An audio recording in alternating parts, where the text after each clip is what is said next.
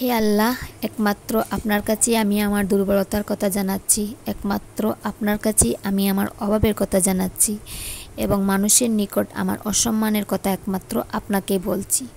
ইয়া রহমান, ইয়া রাহিম, আপনি তো প্রতিটি দুর্বল ব্যক্তির রব এবং আপনি আমার রব।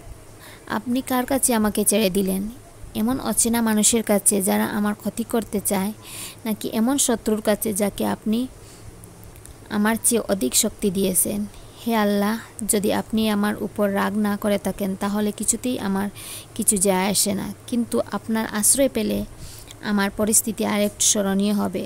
হে আল্লাহ, আমি আপনার চেহারা নূরের কাছে আশ্রয় চাই, যা সব অন্ধকারকে উজ্জ্বল করে দিয়েছে, যা দুনিয়া এবং আখিরাতের সব বিষয়ের সংশোধক।